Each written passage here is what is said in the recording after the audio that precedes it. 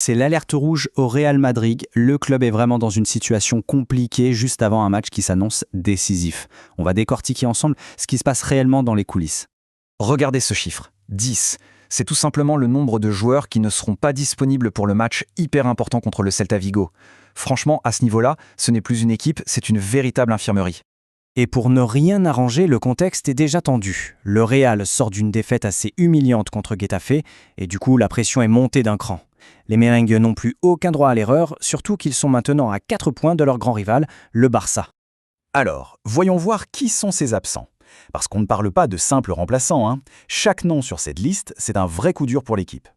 Et regardez-moi ces noms, hein. C'est tout simplement la colonne vertébrale de l'équipe qui est à terre. Mbappé, la machine à but. Bellingham, le véritable moteur du milieu de terrain. Rodrigo, l'ailier percutant. Et même le guerrier Camavinga est absent à cause d'une rage de dents. Ça paraît fou, mais ça l'a empêché de s'entraîner correctement. Et comme si ça ne suffisait pas, l'hémorragie continue. On a aussi 3 joueurs suspendus.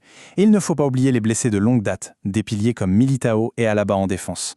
C'est une hécatombe, il n'y a pas d'autre mot. Mais bon, dans chaque crise, il peut y avoir une opportunité. Face à cette situation, le Real Madrid n'a pas le choix. Il doit se tourner vers sa plus grande force, son centre de formation, la fameuse Castilla. Et cette phrase du coach Álvaro Arbeloa résume parfaitement l'état d'esprit. On ne se plaint pas, on se bat. Il le sait, il doit faire confiance à ses jeunes pour tenter de passer ce cap difficile. Pour vous donner une idée de l'ampleur du problème, ce ne sont pas 1 ou 2 jeunes qui ont été appelés, mais 8 joueurs de la Castilla qui se retrouvent propulsés en équipe première. Pour eux, c'est une occasion en or de se montrer. Le symbole le plus fort de cette situation, c'est peut-être lui, Lamine Fati, 18 ans à peine, qui va s'asseoir pour la toute première fois sur le banc des pros. On passe d'un effectif de star à ça.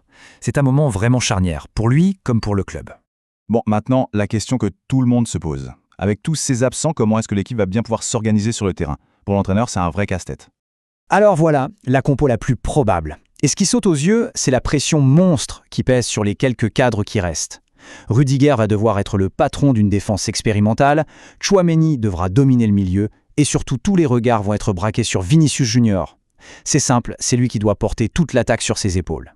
Tout ça nous amène donc au match de ce soir. Un match à Vigo qui, vu les circonstances, devient bien plus qu'une simple rencontre de championnat. C'est un test de vérité. Et attention, parce que le défi est énorme. Le Real affronte une équipe du Celta Vigo qui est en pleine confiance, 6e de Liga, et qui, je le rappelle, les a déjà battus 2-0 cette saison. Eux, ils sentent qu'il y a un coup à jouer, ils rêvent de refaire l'exploit contre un géant blessé. Du coup, la question est sur toutes les lèvres. Est-ce que ce Real Madrid, si affaibli, peut vraiment s'en sortir? L'histoire du club est remplie de victoires héroïques, mais là, l'obstacle paraît immense. Peuvent-ils encore une fois nous surprendre et déjouer tous les pronostics? Au final, bien sûr que le résultat de ce soir va compter. Mais au-delà des 3 points, ce match va surtout nous en dire très long sur la force de caractère de ce groupe, sur la résilience du club et sur le potentiel réel de cette nouvelle génération. C'est une soirée qui pourrait bien dessiner le futur du Real Madrid.